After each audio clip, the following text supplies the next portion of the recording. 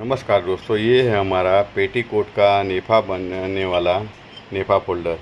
ये आपको हमारे पास 3.5, 4, 4.5 और 5 इंच की साइज़ में मिल जाएंगे।